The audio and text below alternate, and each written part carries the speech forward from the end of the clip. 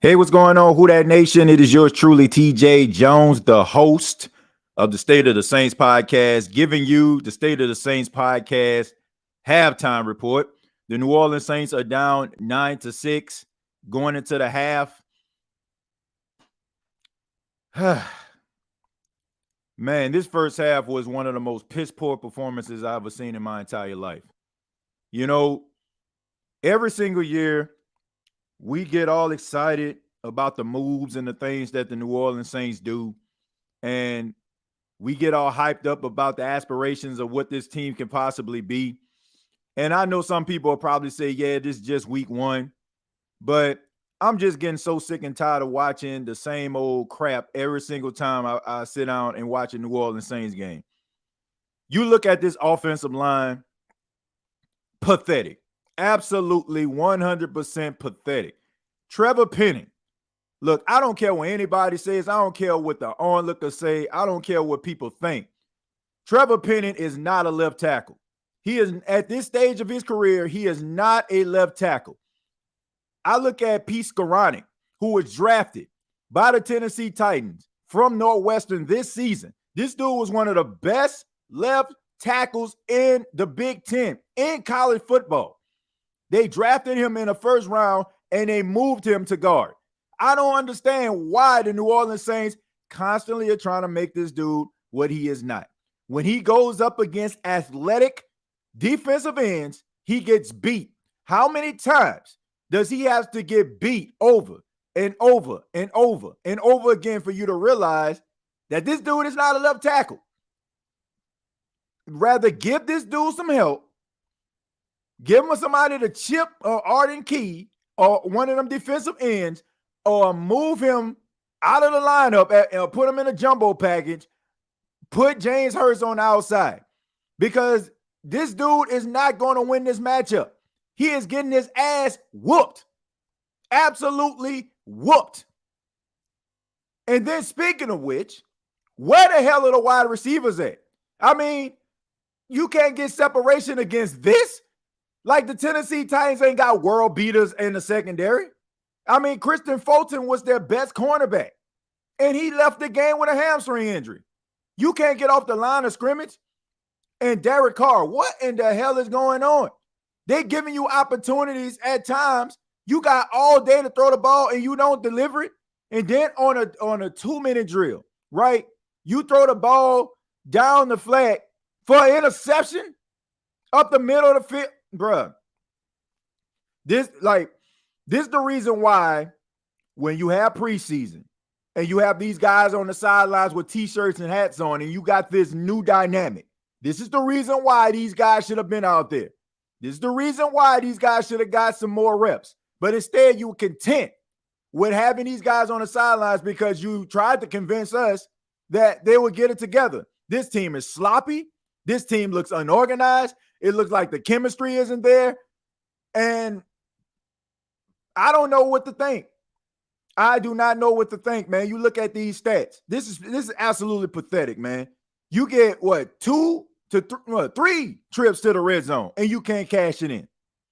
Derek Carr continues to struggle in the red zone. Throughout his career, he is one of the worst red zone quarterbacks in football. Not saying that he can't get better, but they need to figure this out. There is no way the Saints should be down by 3 points, only having 6 points in the first half. You have a block punt. You have an interception by Marshawn Lattimore. Neither one of them you were able to cash in with a touchdown. This is pathetic.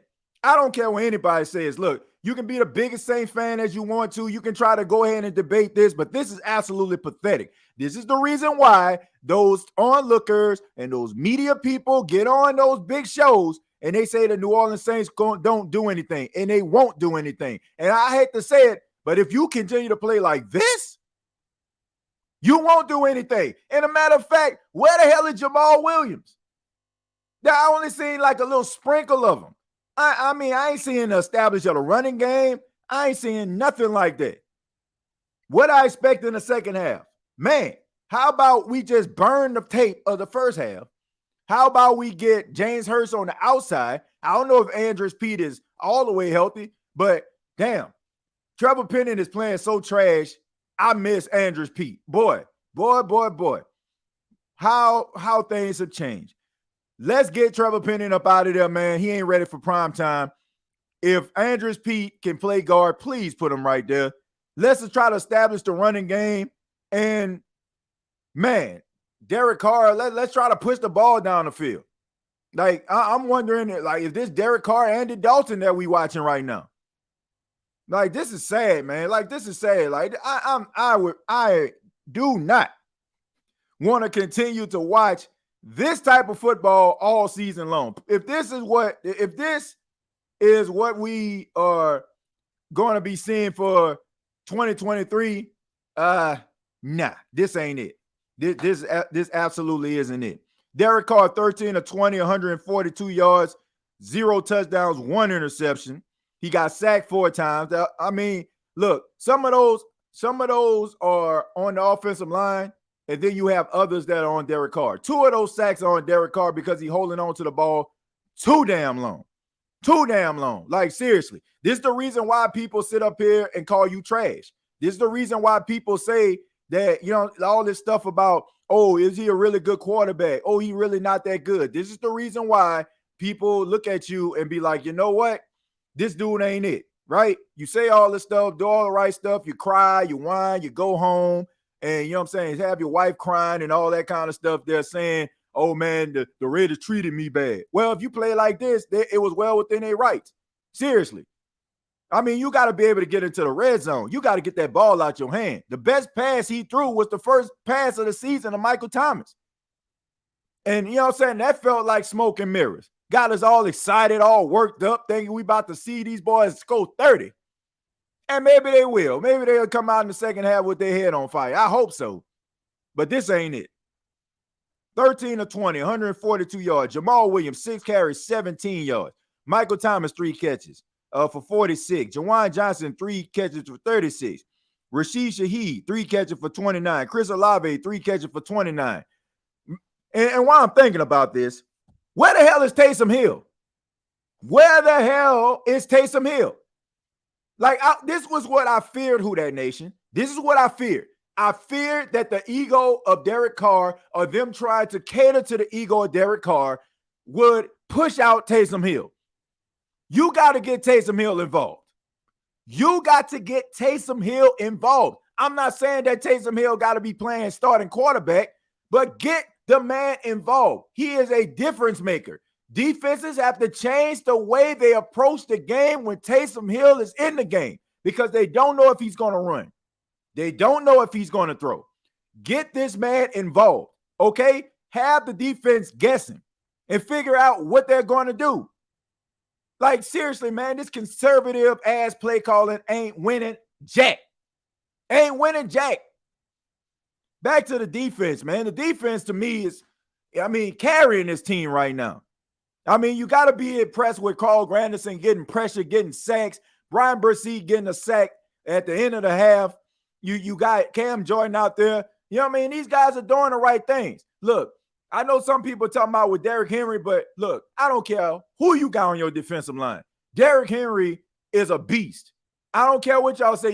They're not going to stop him in the backfield many times. This dude lean forward, he get 3 yards. So, for all things considered, neutralizing Tannehill, shutting down the wide receivers of the Tennessee Titans, the defense is stepping up. It's time for the New Orleans Saints offense to get involved. The Tennessee Titans get the ball to start the half.